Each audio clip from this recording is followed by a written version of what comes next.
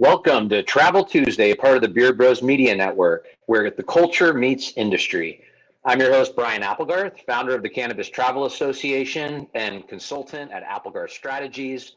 I specialize in data-driven cannabis tourism strategies for the modern-day cannabis travel audience. Whether you're a seasoned cannabis or hemp professional or just beginning to explore the space, you'll find insights and inspiration here on Travel Tuesday. This week, we have two amazing guests. I'm very excited about this discussion. We have V, the traveling cannabis writer, and Monica Garcia tuning in from Thailand. We're going to do some quick introductions, and then we're going to dive into some questions about their work in cannabis travel and tourism. Veronica V. Castillo is the traveling cannabis writer. 200 plus published articles and a 6+ year industry documentarian, documenting the extensive travel all over the US and the Caribbean, and also an equity advocate. Veronica brings unparalleled media reach and storytelling power. She's published across 25+ respected publications, and she's the author of Cannabis Legacy Chronicles, a guide to America's hidden cannabis gems. And she specializes yet again in centering the conversation of travel around equity, legacy, and culture in cannabis travel. So let's have a quick conversation first. V, welcome to the show and thank you for being here. Hi, thanks for having me. So when did you first get inspired and begin to fall in love with travel and tourism? And what about that were you drawn toward? I fell in love with travel as a kid. I come from the beautiful state of Florida. So I was born into vacation and fell in love with culture and just what other places have to offer at a very young age. Somewhere around age 8, my dream was to become a writer that lived out of a suitcase. In 2015, cannabis healed me from migraines. And so that it all came together then. I knew that I would pick up my pen, travel the country, and tell the truth about cannabis. Amazing. Is there a story or two that really stick out to you in your journey that you're really proud of? Beside your book, we'll get to your book soon, but prior to your book, are there a couple articles that really you look back on and you're proud of? Yeah. Anything that I've ever written out of the Emerald Triangle, that tour was one of the most magical, going to what I call the Mecca, the heart of the United States cannabis industry, the generational farmers, just all of those stories. Anything I saw, touched, and covered on that tour still makes impact till this day. Wow. Is there a certain conversation or moment that you think back on fondly that you want to share with us about? I'll never forget Walter from Soul Spirit. We had a conversation, about our paths, our histories, our journey to cannabis. And while smoking and talking, we both were like balls of tears. And at first, being a journalist, it was kind of like, oh, maybe you shouldn't, be so soft at work. But no, that really solidified, like, I'm doing what I'm supposed to do, leading with my heart. And, if tears come, they come. It was one of the most magical experiences. That's beautiful. Okay, for our audience and those who don't know, can you just share a little bit about Soul Spirit and Judy and Walter and what their work represents? They, for one, what I love about them most is they fell in love with, they were kids. So they have like a 30+ year love story. And it's very, you see it and feel it when you're around them. Judy is a magnificent cook. They spoiled me like crazy when I was there to cover the glamping and the greenhouse farms. Walter his heart is in it, and it is very obvious when you smoke his grow. The acres that they live on and the lakes and the rivers that surround, I mean, they offer where you can travel to them and book stays. And if you haven't, you absolutely should. It's worth it. Beautiful. Yeah, that connection to the land you feel up there is way special. Thank you for sharing. Welcome to the show. I'm super stoked to talk about your book here in a minute. Monica Garcia, welcome. Where are you tuning in from Thailand? What part? Bangkok. Okay. In the heart of Bangkok right now. Wonderful. Okay, well, let me introduce you and then we'll ask a couple questions. So Monica Garcia is a world champion martial artist, a 30-plus year cannabis veteran, and an international market pioneer. She successfully transitioned from California legacy roots to the Thailand market and is emerging in the leadership in Thailand and the cannabis tourism scene. She built international cannabis networks across 7 countries and maintains those, from the US to Thailand to Australia to Portugal to Germany to Spain and the UK. And she co-founded the brand Baked Bunnies and Friends, which I want to hear more about, and established direct relationships with Thailand's most influential cultivators and dispensaries. Monica continues to pioneer pathways for international cannabis trade compliance and is passionate about the cannabis tourism scene as well. So Monica, thank you for being here. I know it's late over there, so appreciate you tuning in. Thank you so much, or what they would say over here, Swadika. Wonderful. So tell us a little bit about your California legacy roots before we talk about Thailand. Yes. I'm a Mexican American and grew up in Sonoma County, so pretty close to, Mendocino, Humboldt.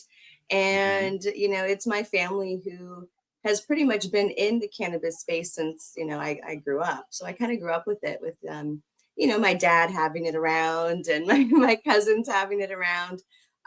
But that's kind of when I, had a passion for it early on in high school, and kind of stuck with it since then. So I've done everything from, having my own grow that I turned my daycare room into a grow for 5 years and, seed to sell and move product all around and help build brands. I worked with companies like Cannacraft and New Tropic, where we did white label manufacturing and, we've worked with really big brands. And so, I just, had a long history of cannabis in Sonoma County. Amazing. And when did you end up deciding to move to Thailand and call that your home base? Or do you? Yes, it is a home base. I go back and forth and I do travel a lot now because of cannabis. And I came here about 3 years ago when it first became legal. And I came with, some friends. And when I came here, I decided this is where I have to be. This is the change that I needed. And I'm really happy that I made that transition, because it literally has changed my life in a good way. What were a couple of things that really were the clear signs that this was the path you wanted to go and you wanted to be in Thailand to be part of it? Well, all the signs were there. My company is called Cloud 11. And when I got to Bangkok, I was in Soy 11 in a hotel that was called 11. I mean, there was all these 11 signs. Okay. And spiritually, I went into a dispensary, and at that time I ordered a tequila shot and a joint, and I paid for it on the same bill. And that was new to me. So, I was like, okay, this could be something, but it was really the energy. I mean, things have changed and regulations have changed, but it was really the spirit, and knowing that it was a brand new industry that, I could play part in and be part in. And, that's where I wanted to be in the beginning stages. Wonderful. Well, like California, I mean, even beyond California, Thailand has a deep history and relationship with this plant. Can you share a little bit about what you've witnessed and heard and what you've learned in the last 3 years about the relationship of the Thai people and the Thai culture to this ancient medicine plant and what it represents culturally for them? Definitely. They acknowledge that this has been a land race. This grows naturally all over Thailand. And you do have 2 specific cultivars, which is tiger tail and squirrel tail. And before, they didn't do R&D. They weren't doing any COAs on it. So it's really interesting to see the Thai stick now evolving and even crossbreeding with different cultivars, and understanding there's these really high terpenes like CBN and CBG, and, what are all these things doing? So, Right. it's really, besides that, besides the culture that has already existed, it's really bringing a lot of job opportunities And there's thousands of jobs and people learning new skill sets, and women learning like, hey, I can own a dispensary, and they love it, and they're selling weed and they get really creative and it's really beautiful in their dispensary. And it's just bringing a lot of opportunity. So it's a beautiful thing to sit down with Thai people and just smoke, and what they call the peace pipe. Yeah. So Can you it's just been give us can you tell us a little bit more about the two landrace cultivars that you mentioned? I haven't heard that, or I'd love to just go a layer deeper quickly on both, and what you know about them. I'll definitely say what I can, but I did have the privilege to smoke with Uncle, who is the original Thai stick farmer creator out here, and I know we will have a chance and opportunity to meet him. And what I love about this, it's not that original color of a cultivar. It's not super green and trichomy. It's an entirely different. It's actually a stick, like long, and the smell is very different, and the high is very different. So you're not getting this huge THC, but you're getting a real nice combination of terpene profiles because it's all grown outdoor. Right? It's not indoor. So, that's been, it's really fun to be able to try different cultivars that are not the norm for us in California. Yeah. Yeah. Awesome. Thanks for sharing. Okay. Well, V, let's dive into your book. Okay. Is it the Cannabis Legacy Chronicles? Am I quoting that correctly? That's the Yes. title? Yes. And tell me how you position the America's Gems parts. What's the tagline? Because I feel like I was a part of the grassroots media explosion that came out sometime maybe maybe between 2015 and 2018. Mainstream wasn't covering the things that we were covering. Like, we were going in deep. Like, I moved into my car and traveled from Ohio to the West Coast to go learn from, I call them the soil people, like our growers who've been healing us for decades. And so I feel like these were hidden gems, like these people, these stories, the places. And when I got to California, I had to kind of like hike up or crawl down, or, in Montana, I had to go down under the road for an underground grow. So I've seen some real hidden gems. And so it fits. Yeah. Okay, that explains it. Yeah. What's coming up for me listening to you describe this is this, and it's not the first time it's this prohibition storytelling and the, life under prohibition. Even with alcohol, you see all these tourism attractions today with tunnels and hidden vaults and secret passageways. And I remember I was sitting in Alaska a few years ago, and on the menu at my restaurant, it was part of the story of that restaurant was it received the first alcohol delivery via plane post-prohibition. And it just kind of, these hidden gems it's such an important part of the tourism and the cultural storytelling. Definitely. So it says that with the Cannabis Legacy Chronicles, it documents years of travel and storytelling in the cannabis industry. What inspired you to turn those experiences into a published body of work?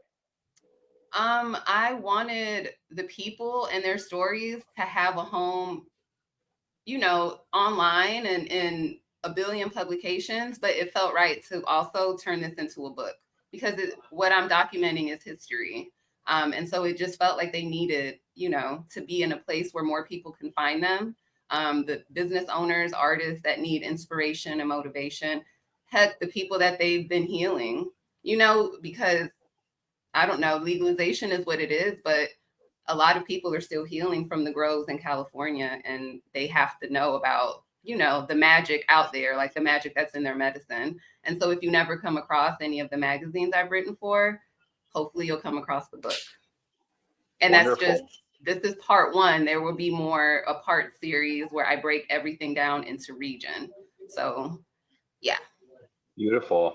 Let's drill down a little bit on some of the themes and the truths that you really highlighted through your travels and interviews, what themes and truths, let's try to nail down three about the cannabis movement, do you feel are still missing from the mainstream conversations? What are three themes or truths that you want to highlight that deserve more attention? Cannabis is medicine. I think we still have so much opportunity to educate people. We in the industry know it, but there are a billion people out there who are not in the industry, and they have to know that cannabis is medicine. I say we have to start talking about cannabis, like the importance of cannabis, like we do the importance of water. There's a lot of mainstream coverage that still excludes Black and brown people that have been doing really big, amazing, wonderful things to advance the industry and the culture. So mainstream could do a little better. And then stigma wise, I think if we can, it's fun. Cannabis is fun, but if we can start writing into film and, into various scripts, again, the educational piece, right? Like, Yeah. sure, you can get high with cannabis and she's fun, but there's still in every space, the opportunity for education. Yeah. I'm glad you mentioned that. So like, just to recap, the first truth is acknowledging cannabis as medicine. The second is elevating and maybe reimagining in an even more powerful way, true equity. Yes. And the third one is integrating education into like mainstream narratives. Yeah. If I understood correctly. Yes. Amazing. Do you find do you find yourself ebbing and flowing between those three themes, or are there certain times when you're more passionate, depending on the recent experience, or how do you relate to those No, in your work? I think I always have an element, even like, for instance, if I'm writing a story on Monica, there's still an educational piece that I'm putting in there somewhere, right? Be it how I ask the questions, right? How I do the Q&A, or there's always an element of education. So very much how you did, like, tell us about the land race, like, because at every moment there's an opportunity to give some sort of medicinal piece of education in relation to the plant. For me, that's what she is. So there's always a chance to, like, bring in education when talking about her. Absolutely. I find in my work that THC and smoking are two of the biggest detractors, right? I deal with a lot of mainstream tourism hotels and destinations where sometimes the whole destination is non-smoking, and it's like, and also I find that THC and smoking seems to, what I say, take up a lot of air in the room, no pun intended, when we're trying to educate and understand the depth and breadth of an ancient medicine plant with hundreds of therapeutic compounds. As a writer, as someone who's been in a lot of communities who values education and celebrating this plant as an ancient medicine plant, what are some of the recommendations or tactics that you use that take the conversation beyond THC and smoking, so we have a wider understanding as this plant gets normalized? I do a lot of speaking about cannabis in relation to conditions. Like, for me, my story is in almost every room, because sure, I love cannabis, and sure, I made a career from writing about cannabis, but it all started because she healed me from migraines. And had I never I was really over pharmaceuticals, and it was like the last straw. My friend was like, this will help you. And I'm like, you know what? Forget it. Like, let me just try it. And I did. It was THC and I smoked, but through that, I discovered the benefits of CBD for my condition, and how great CBG is for my condition, and how full spectrum is great for maybe the side effects of what I get from migraine. And so, yeah, I speak about cannabis in relation to different conditions that I know so many of us have, or at least know someone that has them. Awesome. So you tie it back into real world healing, basically, Yeah. which I've heard you use that word multiple times about healing. That's healing, how healing. I was introduced to the plant from my personal experience through healing. Like, I heard all about the plant growing up in the South. I come from Florida, and I heard all that talk, but my experience with the plant personally came through healing. So at every opportunity, I'm telling my story about migraines, and cannabis snatched them away. Awesome. Thank you, V. Really great information. All right, Monica, let's go back to you for a few minutes here. Now, you've been in Thailand. I would love to hear how that transition over the last 3 years. How has your perspective shifted on the global cannabis industry? And I mean, I kind of want to say too, what's the highest and best expression?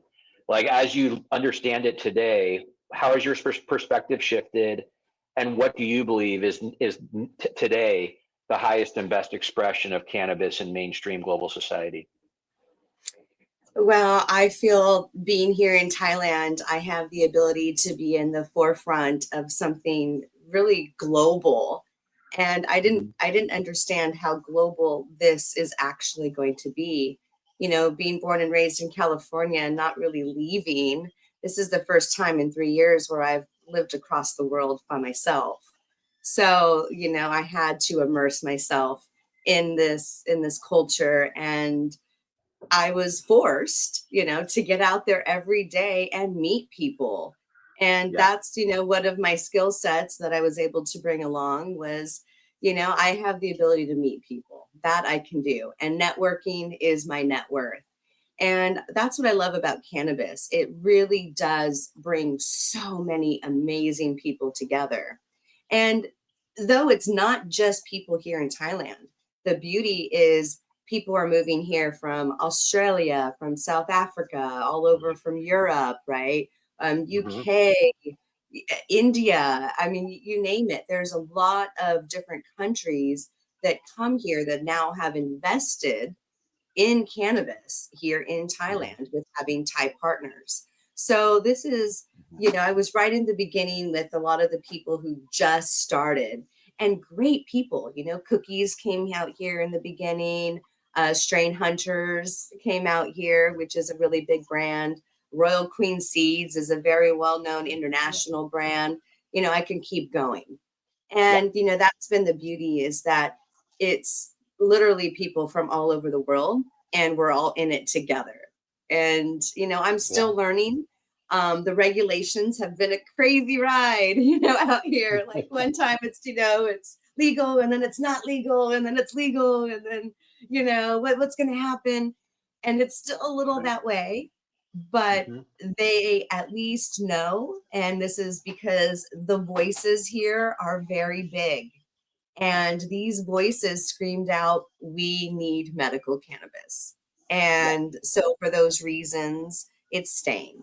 And so that's the beautiful part is, okay, now let's get ready for next year because, you know, more people are going to be very interested in Thailand.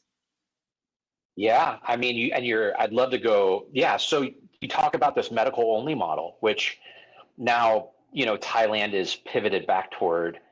What is the current state of the market out there with this medical only shift? And I'm also curious how far are the edges when it gets into wellness and wellness applications versus medical? Where is the line today in Thailand You between know, medical I was tourism having and this wellness tourism? conversation. Oh, sorry. Yeah. I was having this conversation earlier. I got super excited because I believe Thailand is doing something entirely different, and nobody is like it in the rest of the entire world. Nobody. Okay. There's nobody that no country that even comes close. And what I mean by that is currently right now, you're able to get your prescription from a medical doctor, whether that be online or through a dispensary. Mhm. And when you get your medical card, you are now allowed to buy flour from any dispensary that's licensed, right? And that has a clean COA for Okay. their flour. So I do like that there is a clean COA now, but Mhm. you're still walking in a dispensary, looking Mhm. at a jar with, or 30 jars, all of different strains that you can open the jar, still smell it, look at it, and then Okay. if you want, they can roll up 10 joints for you before you leave. You know, it's like that's still not being done, you know, in other countries. And then you can get Sure. that Yeah. joint and then you can go smoke in a little lounge with a beer in your hand, you know, or on a rooftop with a beer and a joint and you're, you know, listening to a DJ or some music. It's just, it's a happy place. And it's many times I'm in a room and with full of Thai people and they're only speaking Thai, but I still love sitting there and we're all still sharing, even though we're not sharing the same language. Yeah. Well, what do they say? 70% of language is tone and like nonverbal communication, basically. So, well, that's so interesting. So it's almost like this medical model is more of a supply chain kind of like framework conversation, because you're describing something that feels like a social consumption experience that's very, I don't like the word Yes. recreational, but very just social and very casual. And it doesn't have to be in a lab with a white coat and, you know, a stethoscope around your neck. No. And though it is going that route for the global market, and it has to be, you're still culturally experiencing, something different on here on Yeah. the island, Bangkok in a big city, or, wherever it may be. So, Yeah. but you have to be cautious and very respectful of where you're smoking, just like anywhere else. So it is nice to have the lounges and be able to have a safe place to smoke. But Can tourists get medical cards? yes, tourists can get Yeah. medical cards very How easily. Just show your difficult? passport. Easily. Just it's Okay. very easy, whatever conditions you have, whether that be migraines or backaches or whatever that may be. But yes, they are preparing for that medical market where farms have to be GACP and follow all guidelines to be EU GMP. So, we Yeah. are already sending product to places like Australia and South Africa and Yeah. EU, Germany's coming on board, and Turkey and Right. France.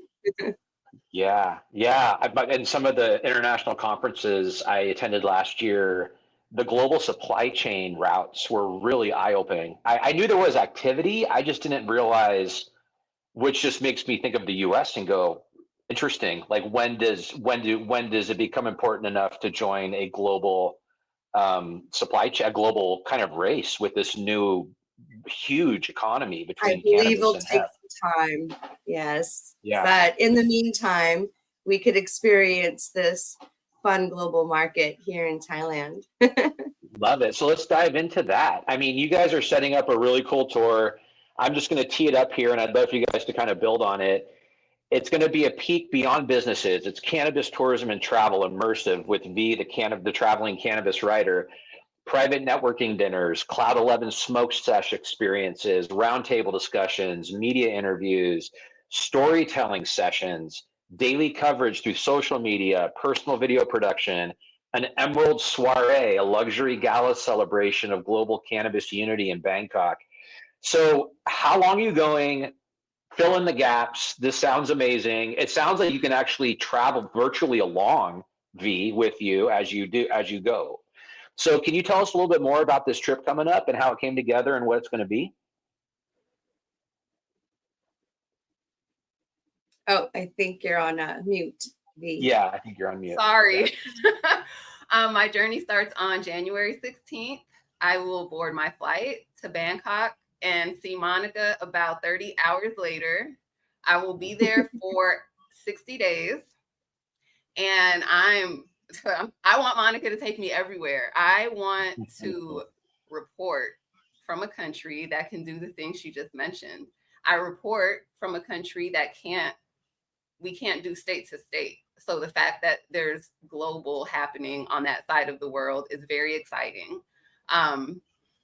The vision, I think, for both of us is to help build the bridge, right? Connect Thailand and US business owners to each other, giving everyone involved direct access to one another and really building relationships. Media is a huge part of everything I do, right? But this is really connecting businesses, consumers, anyone in love with the plant, working with the plant, aspiring to work with the plant, right? We're helping build that bridge with Monica really leading, because I've never been to Thailand. I've never been out of the US when it comes to cannabis. And so she's really, she's she's so awesome. Okay, I'll give it to her because I want her to speak on all this amazing. My pen and my whole everything is so excited about this tour. Cool. Yeah. I mean, I wonder why, why is it there not a lot of Americans coming out here to Thailand? And I do meet some, but a lot of them are not doing the cannabis thing out here, right? And it's far out here. And I think that's one of the reasons. But I want to showcase how beautiful this country is and how they've accepted, cannabis, like really accepted this. I mean, of course, some people don't as much, but it's really brought, like I said, opportunities to a lot of people. But what I love too is it's the travel piece of it, being able to just be here in Bangkok, which is a big city of thousands of dispensaries and on the outskirts farms. But you go up north to Chiang Mai and there's beautiful waterfalls and, the temples and even more farms, outdoor, depths, indoor as well. Even more dispensaries. But then you go on the islands and then there's, Koh Samui with a cannabis hotel that you can stay at and smoke in the hotel. And in the morning, you're getting a morning joint. I mean, and a croissant, it's really nice. It's that, getting in a tuk-tuk and smoking in a tuk-tuk while, going through the Bangkok city lights, or, on a boat and smoking on a boat, a private boat, and going through Phi Phi Islands. It's pleasurable. It's something, back into your soul, and the passion with cannabis as well. It's truly inspiring, and it has been for me. And that's just something I want to share, with a lot of people who are interested. Absolutely. Yeah, I think of just the setting, how beautiful it is, the food, the people, the affordability, quite frankly, and just the, that those equatorial cultivars that grow so well there and have such legacy behind them, and lore and storytelling. Something else I Yeah. love that you both are doing that I'd like to just highlight is, this is an invitation for brands to do experiential marketing through tourism and travel. And the way that V is positioned right now, there's going to come a day sooner than later where you have Sunset Magazine and Condé Nast and all these travel media. It's still a little sensitive with marketing, but it's every day, every year, it gets more and more open. And this experiential marketing opportunity to support great work in tourism and travel with V and Monica is a really, biased, but also the data shows that it's a great, valuable investment to real, and it's supporting normalization at the end of the day. It's Can you being talk a part of little? history. Absolutely, absolutely. And can you talk a little bit about some of the brands and how it's coming together with, of course, media, but other brands that are excited about being part of your journey together? Yes, we have amazing media partners on board. Beard Bros for one. We have Marijuana Venture, Cash Color Cannabis. I don't have my list. Our tech partner is BakeBot AI. So we do have a lot of engaged brands helping us to really put the tour on blast and put the stories and the reporting, both culture and industry. That's very important for me to report on both sides of the table. I want to talk to the grandma who has been incorporating cannabis into her remedies. And I also want to talk to the person who, like Monica, relocated and launched a business. And so our media partners, I'm so excited and so grateful to you guys for helping us really get the stories in there and helping us get them seen. Yes. Awesome. I'll pass it to Monica to talk about Thailand. One thing I guess I would love to also talk about is there's so many people who've done amazing things here in Thailand, and I would love for that to be recognized. And so while V and I are traveling, the few weeks throughout Thailand and really getting stories, we'll bring back all of those stories to a board of people and, really start judging on who deserves those awards and getting recognized for that at the gala that we would be having with government officials and, celebrities and different people who have really been in the cannabis industry here in Thailand and have done great things. So I think it's time. We do it all in the States all the time. And so I think it's, Thailand's opportunity. Wonderful. All right, one more question for both of you to answer. You close your eyes and imagine 5 years in the future. give us like a 1-minute spiel as to what the world looks like with cannabis travel and tourism, what you're hoping to see. V, why don't you start? Oh my goodness, mine is so easy peasy. I want to check into a hotel, and my goodness, even if I can't smoke inside, when I step out on the balcony attached to the hotel room that I paid for, I'm able to sit outside on the balcony, excuse me, and consume my medicine. The future looks like when I go to that desk, that stupid thing that's up there that has the cannabis leaf with the thing across it will be gone because it's medicine. Love it. Everyone will be more accepted. Maybe the airports will all be like Las Vegas, where they will have somewhere in the middle a smoking room. So maybe we can't smoke our blunts in there, but we can vape, because at the end of the day, cannabis is medicine. It doesn't, right? A beverage isn't going to work for me when I have my migraine trigger. I need to smoke or I need to vape. The future looks like I can travel and my condition and my choice of medicine is accepted. Love it. Wonderful. Monica, how about you? You know, I want more countries to open up and, you know, be an example like Thailand, you know, because V, you just described what you're going to be able to do here when you come visit me.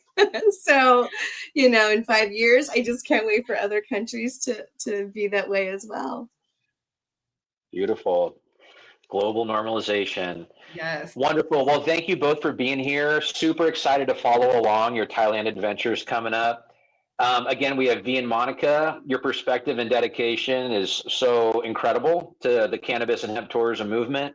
Travel Tuesday is brought to you by the Beard Bros Media Network, where culture meets industry. I'm your host, Brian Applegarth.